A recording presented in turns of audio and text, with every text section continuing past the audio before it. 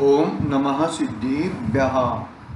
नमो अरिहन्ताणं, नमो सिद्धाणं, नमो आयर्याणं, नमो वज्रायाणं, नमो लोये सर्वसाहुणम्। मंगलम भगवान वीरो, मंगलम गौतमो गण, मंगलम कुंद्रिकुंडार्यो, जैन धर्मोस्तु मंगलम।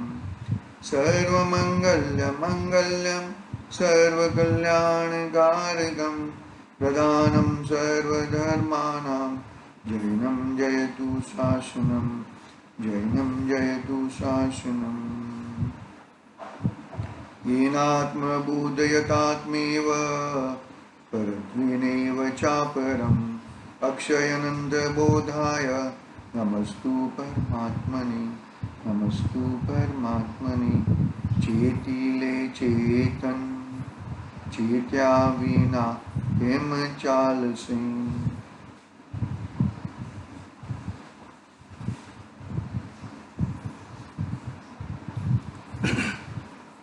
समाधि तंत्र पूज्यपाद स्वामी का महान ग्रंथ, आध्यात्मिक ग्रंथ अपने सामने विराजमान है। आत्मा के 3 भेद बताकर आचार्य देव ने बहुत ही गंभीर और जबरदस्त चर्चा प्रारंभ की है। बहिरात्मा, अंतरात्मा और परमात्मा। अंतरात्मा वो बीच का एक पड़ाव है। अंतरात्मा के बिगर परमात्मा बन सकता नहीं है, और अंतरात्मा में रुका रहेगा तो भी परमात्मा बन सकता नहीं है। दोनों चीज अपनी अपनी जगह पे बरोबर है। अंतरात्मा में रहेगा तो परमात्मा नहीं बनेगा, और अंतरात्मा में नहीं आएगा तो भी परमात्मा नहीं बनेगा। दोनों बरोबर एकदम बैलेंस पूर्वक समझना चाहिए।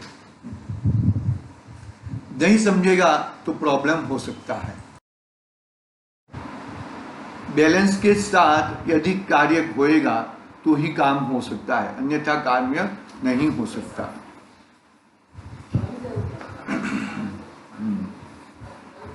क्या क्या बात चल रही थी? हमने कल 80 नंबर की गाथा प्रारंभ की थी, 80 नंबर का श्लोक, और वो श्लोक हमने प्रवचन सार की 80 नंबर की गाथा से कंपैरिजन किया था। यहाँ पर आचार्य देव ने वहाँ पर प्रवचन सार ग्रंथाधिराज में क्या बताया था कि जिसने सही मायने में अरिहंत भगवान के द्रव्य गुण पर्याय को देखा है, जाना है, अनुभवा है, वही जीव अपने द्रव्य गुण पर्याय को देखता है और उसका मोह क्षय हो जाता है। यहां पर भी ऐसी बात है कि जो प्रथम में प्रथम अपने आत्मा को देखता है, किस तरह देखता है कि अपने अरिहंत परमात्मा को देखकर, उनके द्रव्य गुण पर्याय को देखकर अपने आत्मा को देखता है, तब खलबल हो सकती है। अरे ये भगवान ऐसे हैं और ये जगत ऐसा है, खलबल हो सकती है। लेकिन वो जगत की ओर नहीं झुकता है और अपने अरिहंत परमात्मा की ओर झुक के अपना कल्याण का भाव कर सकता है, अपनी कल्याण की बात ला सकता है, अपना कल्याण आगे बढ़ा सकता है। बहुत ही गंभीर बात है, बहुत ही महत्वपूर्ण बात है, बहुत ही वो बात को हम क्या बताए। देखो, मतलब होता है ना, वैसे बहुत सारे उदाहरण के माध्यम से हमने देखा था। आज आगे भावार्थ पढ़ना है। मोह ऐसी चीज है, क्या है, प्रथमोपशम सम्यक तो हुआ है, वो तो अमुक समय के लिए होता है, वापिस वो तो उसको दोनों के सामने डिस्ट्रीब्यूशन, यानी कि दोनों के सामने गड़बड़ हो सकती है और वो गड़बड़ को पार कर सकता है अजीब। जैसे ही अपने स्वभाव में, अपनी वस्तु में, अपने अंतरात्मा में विराजमान हो जाएगा, ऐसे ही उसको ये चीज अपनी चीज प्राप्त हो जाती है। मोह कैसे लय कैसे मोह कैसे क्षय पावा? उसने भगवान के द्रव्य गुण पर्याय को देखा और अपने द्रव्य गुण पर्याय को मिलान किया। द्रव्य वो भी जीव तत्व है, जीव द्रव्य है, जीव तत्व है, मैं भी जीव द्रव्य जीव तत्व हूं। उनमें जैसे गुण है मेरे में ऐसे गुण है, उनके वो गुण परिणमन पा चुके हैं, मेरे में वो गुण परिणमन पावे नहीं है। बस इतना फर्क है। वो गुणों का परिणमन हो चुका है पूर्णतः 100%, 100% परिणमन हो चुका है। मेरे में वो परिणमन, उसके लिए मुझे पुरुषार्थ करना है। मुझे मेरे द्रव्य में मेरे गुण तो है, उसका विश्वास मुझे लाना है और वो विश्वास के आधार से मैं मेरा परिणमन करूंगा, मेरा परिणमन होएगा, मेरे गुणों के हिसाब से मेरा परिणमन होएगा। फिर क्या होता है गलबल यहाँ पर, यहाँ की गाथा के माध्यम से क्या बताते हैं पूज्यपाल स्वामी कि वो प्रथम में प्रथम ऐसा अनुभव होता है तो जगत के जीव उसको पागलवत लगते हैं। फिर वापिस वो अपने स्वभाव के अंदर झुकता है, अपने स्वभाव के अंदर जाता है तो उसको अपना स्वरूप प्रकट हो जाता है, अपना स्वरूप में आ जाता है। ऐसी बात यहाँ पर आचार्य देव ने बताई है। बहुत ही सुंदर बात बताई है, बहुत ही सुंदर बात के माध्यम से हम आगे बढ़ रहे हैं। देखो आगे आगे क्या कहते हैं यहाँ पर, विशेष पर भावार्थ पढ़ते हैं। 80 नंबर का श्लोक पढ़ेंगे, उसकी हिंदी अनुवाद पढ़ेंगे और फिर आगे पद्यानुवाद पढ़ेंगे। पूर्वं दृष्टात्म तत्वस्य विभात्युन्न तत्व जगत स्वभ्यस्तात्मधिय पश्चात् काष्ठपाषाण रूपवत ज्ञानी जन को जग प्रथम बासे मत समान फिर अभ्यास विशेष से दिखे काष्ठ पाषाण। क्या दिखते? देखो भावार्थ पढ़ते हैं सीधा। जिसको स्वपर का भेद ज्ञान हुआ है उस अंतरात्मा को आत्मानुभव की प्रथम भूमिका में अर्थात योग के आरंभ काल में यह अचेष्ट और विकल्पारूढ़ जगत उन्मत्तवत पागलवत लगता है, परंतु बाद में जब वह योग के परिपक्व अभ्यास द्वारा आत्मस्वरूप में स्थिर हो जाता है तब उसको इस जगत संबंधी बुद्धिपूर्वक कुछ विकल्प उत्पन्न नहीं होते, क्योंकि उस समय उसको निर्विकल्प दशा वर्तती। पहले प्रॉब्लम था, पहले जब प्रथम में प्रथम हुआ था तब प्रॉब्लम था, तब ऐसा हो भाई सम्यक्त्व की भूमिका में ये चीज नहीं होती है, लेकिन सम्यक्त्व चुक जाता है तब ये चीज पॉसिबिलिटी होती है। सम्यक्त्व चुक जाता है यानी कि भाई वो तो प्रथम उपशम सम्यक्त्व है, वो तो अमुक समय के लिए ही रहने वाला है, अमुक समय के बाद तो उसका वो होने वाला ही है गड़बड़, वो कुछ वो होने वाला नहीं है। इसका मतलब ये हुआ कि वापिस वो अभ्यास करता है, क्योंकि उसकी श्रद्धा तो अपने आत्म स्वभाव में टिक चुकी है। किसकी श्रद्धा? अपनी श्रद्धा, अपना वस्तु टिक चुकी है। किसमें टिक चुकी है? अपने स्वभाव में, अपने स्वरूप में, अपनी वस्तु में टिक चुकी है। इसके लिए उसको कुछ प्रॉब्लम नहीं है।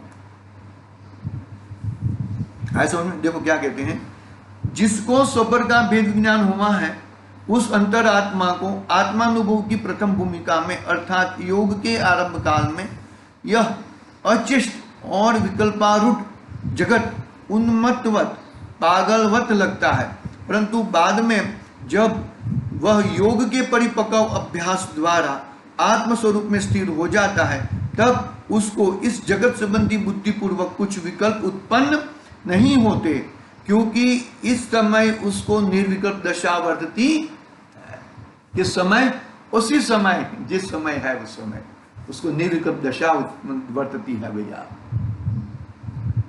बहुत ही गंभीर बातें हैं, बहुत ही समझने जैसी बातें हैं। बातें इतनी गंभीर है कि हम क्या बताएं उसके बारे में। ऐसा है।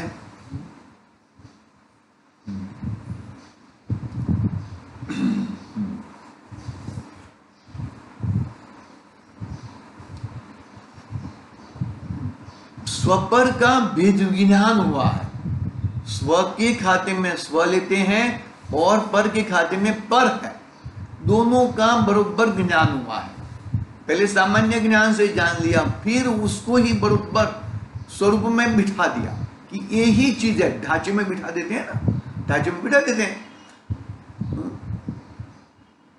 पत्थर की जो भगवान की मूर्तियां बनाते हैं ना, तो वो पत्थर में उसको मूर्ति दिख जाती है कि भाई ये पत्थर में ये मूर्ति बनेगी, बरोबर है। पहले उसको श्रद्धा हो जाती है, फिर बाद में उसको शिल्पी से उसको शेप देते हैं। तो पहले श्रद्धा बिठाना बहुत आवश्यक है कि ये स्व है और ये पर है। स्व का स्वभाव ऐसा है और पर का स्वभाव ऐसा है, बरोबर ढांचे में बिठाना चाहिए। वो जिसको स्वपर का भेद ज्ञान हुआ है, उस अंतरात्मा को आत्मानुभव की प्रथम भूमिका में अर्थात योग के आरंभ काल में यह अचेष्ट और विकल्पारूढ़ जगत उन्मत्तवत पागलवत लगता है, परंतु बाद में जब वह योग के परिपक्व अभ्यास द्वारा क्या कहा कि आत्मानुभव की प्रथम भूमिका में क्या लगता है, अर्थात योग के आरंभ काल में यह अचेष्ट और विकल्पारूढ़ जगत आत्मा योग की प्रथम भूमिका में शुरू करता है, तब ना अचेष्ट और विकल्पारूढ़ जगत उन्मत्तवत पागलवत लगता है।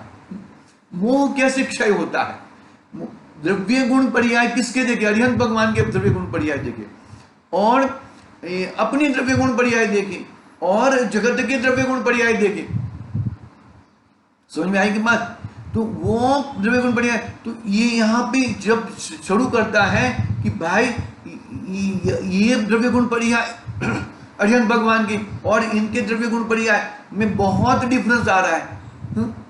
तो क्या होता है देखो, अचेष्ट और विकल्पारूढ़ जगत उन्मत्तवत पागलवत लगता है। अरे ये लोग खलबल कर रहे हैं, ये जो है ना मेरे लेफ्ट हैंड साइड वाले खलबल करते हैं और राइट हैंड साइड वाले भगवान कितने आनंद में दिख रहे हैं। तो वैसा मेरा स्वरूप है, और जैसा वो स्वरूप को उसको भासता है तब मोह का खत्मा हो जाता है, मोह भाग जाता है भैया। देखो क्या कहते, परंतु बाद में जब योग के परिपक्व अभ्यास द्वारा आत्मस्वरूप में स्थिर हो जाता है, आत्मस्वरूप, तब उसको इस जगत संबंधी बुद्धिपूर्वक कुछ विकल्प उत्पन्न होते, कुछ भी विकल्प उत्पन्न नहीं होते हैं। भगवान के संबंध में भी विकल्प नहीं उत्पन्न होते और ये उन्मत्त जगत के संबंध में भी कोई विकल्प उत्पन्न होते नहीं है। दोनों के विकल्पों से निकल जाता है। भगवान की देखो अंतर आत्मा कहा ना, पहले क्या किया, अंतर आत्मा में आए बिगर परमात्मा पना नहीं आएगा, और अंतर आत्मा में रहेगा तब तक भी परमात्मा पना नहीं आएगा। तुझे मालूम पड़ गया है द्रव्य गुण पर्याय अरे परमात्मा के ऐसे द्रव्य गुण पर्याय तेरे हैं। तो ये जो लेफ्ट हैंड साइड वाले हैं, जो जगत के उन्मत्त पागलवत जो लिखता था, वो तो द्रव्य गुण पर्याय तूने चौकड़ी मार दी, और ये सही द्रव्य गुण पर्याय है, ये अरिहंत परमात्मा की द्रव्य गुण पर्याय सही है। तो वो पर्याय द्रव्य गुण पर्याय तुझे मिल गए हैं, वैसा तेरा स्वरूप है, उसमें तुझे बैठ जाना है, चोटी बांध के बैठ जाना है, और कुछ करना नहीं है भैया।